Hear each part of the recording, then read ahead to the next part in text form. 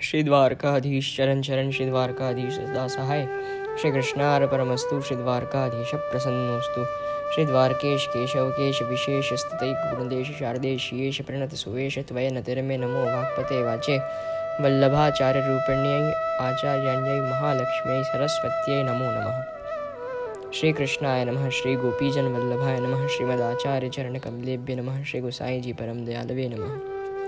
सौंदर्यं निजरदगतं प्रकटितं स्त्रीगूढभावात्मकं पुनरूपं च पुनः तदन्तर्गतं प्राविवेशत् स्वप्रियेत् संश्लिष्टावुभयोर्बभौ रसमयः कृष्णो हि यत्साक्षिकं रूपं तत्र ते आत्मकं परमभिद्येयं सदा वल्लभम्। कल जो हमने श्रवण किया था प्रथम उल्लास, उसका कल हमने पूर्णतः लाभ लिया और आज हम द्वितीय उल्लास में प्रवेश करेंगे। उससे पहले मैं आप सबसे ये कहना चाहूँगा कि मेरा केवल हेतु यही है कि ये जो जितने भी दुर्लभ ग्रंथ हैं इनको जनहित में प्रकाशित करने का विचार केवल इसलिए ही है क्योंकि ये जितने भी प्राचीन दुर्लभ ग्रंथ हैं वह आज के युग में, आज के काल में आगे जाके मिलने बहुत मुश्किल हैं।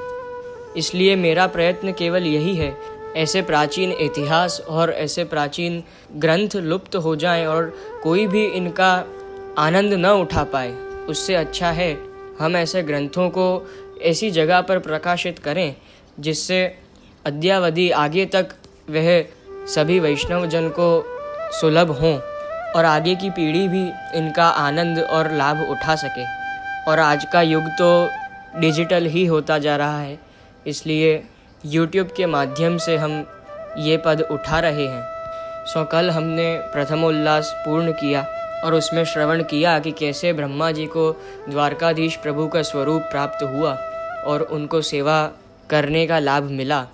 और फिर ब्रह्मा जी के बाद कपिल मुनि और उनके शिष्य एक ब्राह्मण, दोनों बाप बेटे, और वह दोनों बाप बेटे के वंश में छल्ले जो डोकरी बची जिसका नाम पार्वती था, वहाँ ठाकुर जी खूब विराजे और खूब सुंदर सेवा ली।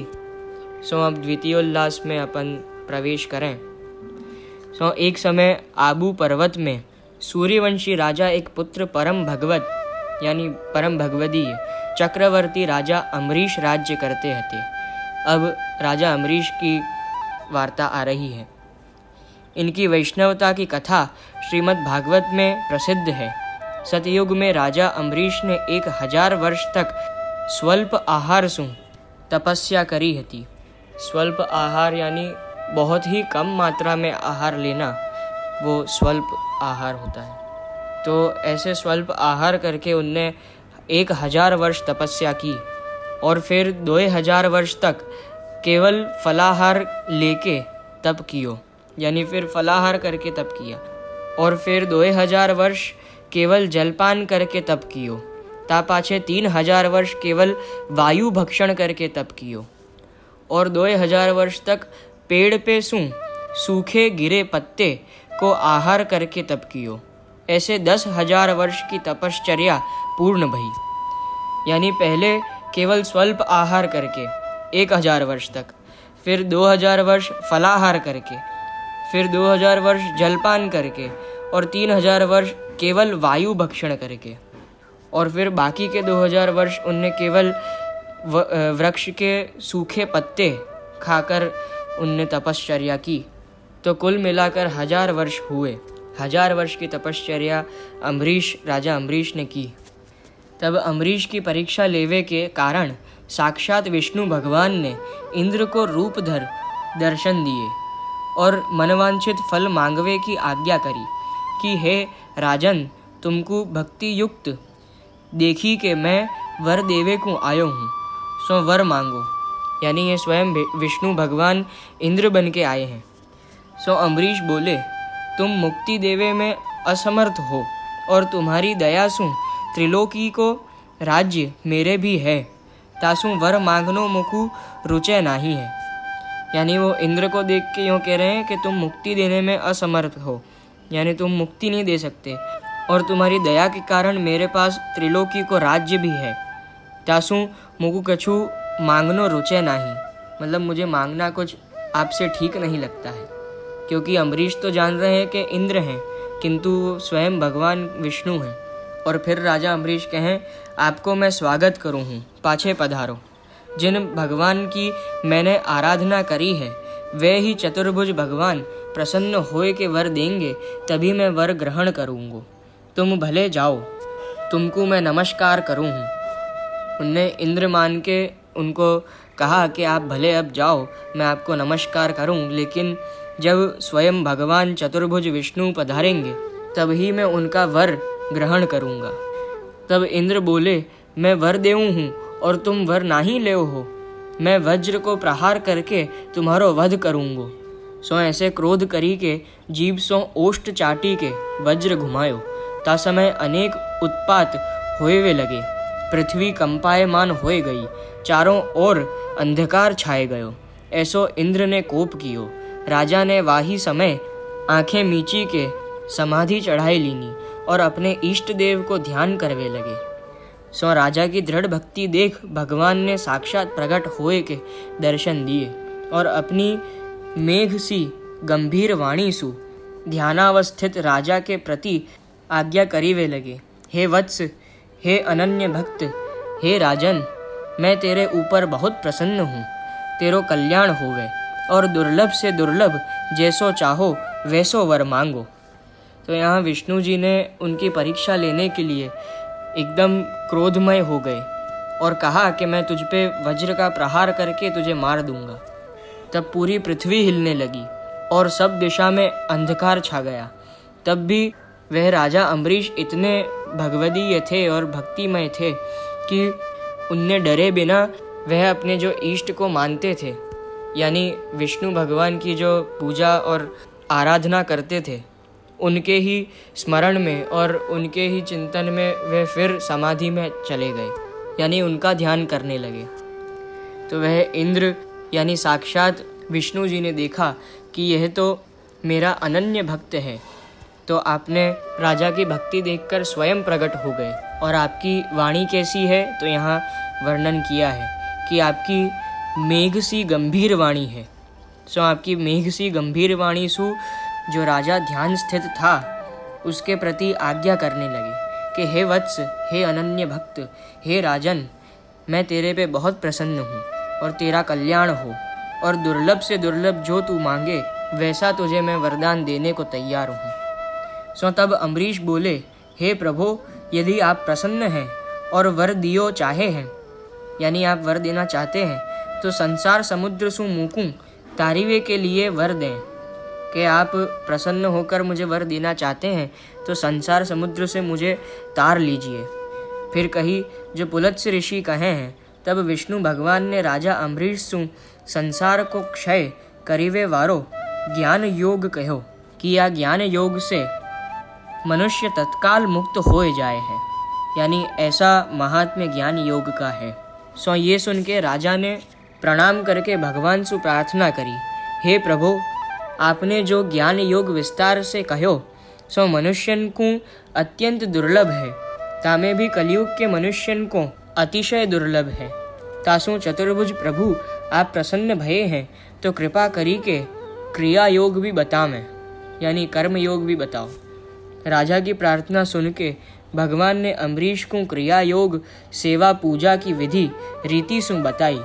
सो सुन के राजा ने प्रार्थना करी कि आप प्रसन्न भये हैं तो याही स्वरूप सु सदा मेरे घर में बिराजो और मैं आपकी एक प्रतिमा रूप में सदा सेवा पूजा करतो रहूं और लोग भी आपके चतुर्भुज स्वरूप की सेवा सर्वदा करते रहें। यानी अम्बरीश ने प्रभु से विनती की कि कलयुग जीवों के लिए ज्ञान योग तो बहुत दुर्लभ है, तो आपने मुझे ज्ञान योग दिया तो कृपा करके मुझे कर्म योग भी बतावें। तो ठाकुर जी ने अम्बरीश को क्रिया योग सेवा पूजा की विधि सब बताई। सो फिर राजा ने प्रार्थना की और विनती की कि आप प्रसन्न हैं तो यही स्वरूप में सदा मेरे पास बिराजें, और ऐसी विनती करूँ हूँ कि आपके चतुर्भुज स्वरूप की मैं सदा सेवा और पूजा करते रहें। सो राजा की प्रार्थना सुनी के भगवान ने कही कि तथास्तु, हम तेरे यहाँ अवश्य ही विराजेंगे। यह आज्ञा को शिरोधार्य करके राजा ने अत्यंत उत्साह सु हरि मंदिर सिद्ध करवायो और यह प्रतीक्षा करीवे लगे कि कब मेरो भाग्योदय होए और कब प्रभु मेरे घर में विराजें और कब मैं यथा रुचि भगवान की सेवा पूजा करूं। इति द्वितीयोल्लासः समाप्तः। सो हमने देखा कि कैसे अम्बरीश इतने अनन्य भक्त थे, तो साक्षात विष्णु जी ने उनकी भक्ति की परीक्षा लेने के लिए आप स्वयं इंद्र बन के, इंद्र का रूप धारण करके उनके सामने आए।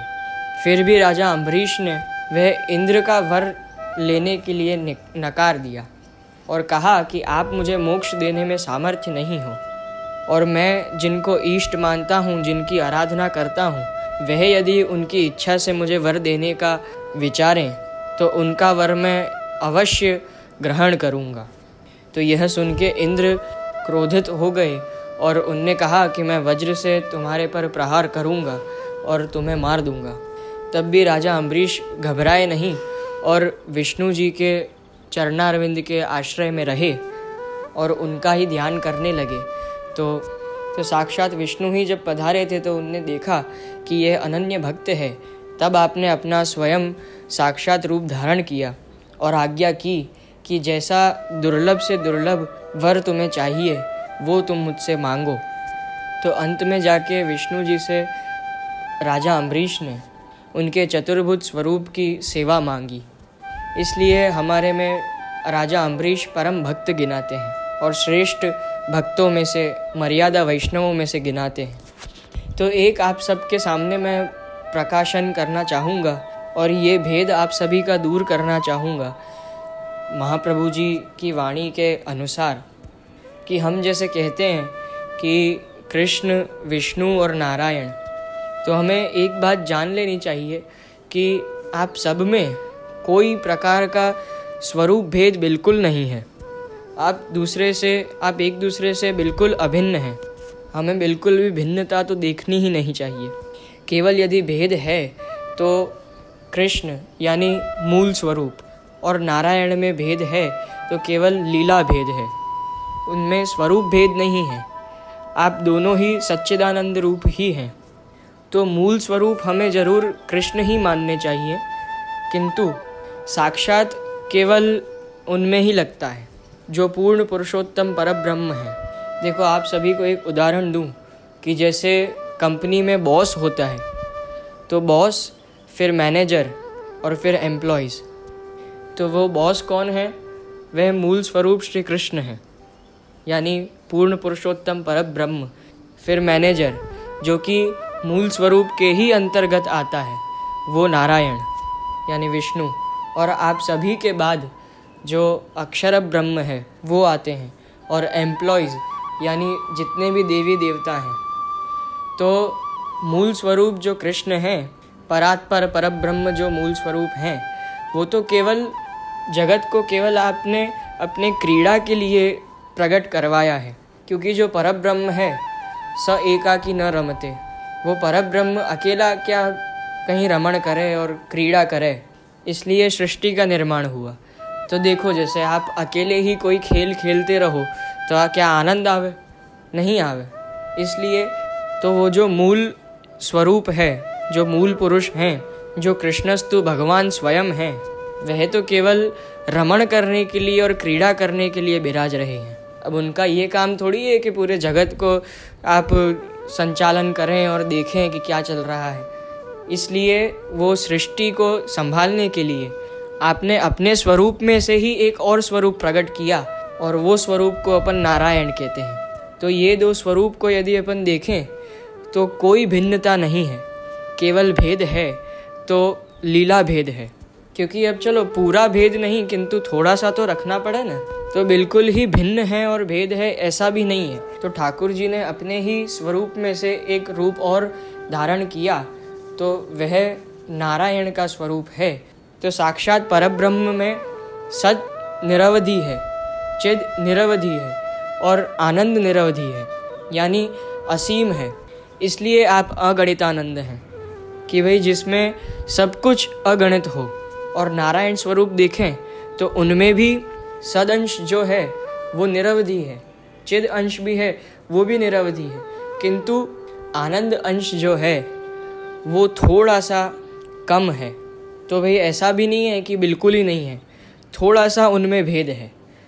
वो केवल एक ही भेद ऐसा है, तो भाई अब थोड़ा तो उनमें रखना ही पड़े, क्योंकि मूल स्वरूप से यदि बिल्कुल समानता हो जाए तो मूल स्वरूप की बाद में महानता क्या रहे।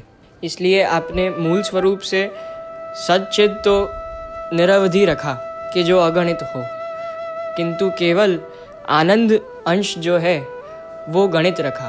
तो आप देखने जाओ तो मूल रूप जो कृष्ण हैं, जो लोक वेदातीत हैं, वे तो अनंत कोटि ब्रह्मांड को केवल एक रोम में आप धारण कर रहे हैं।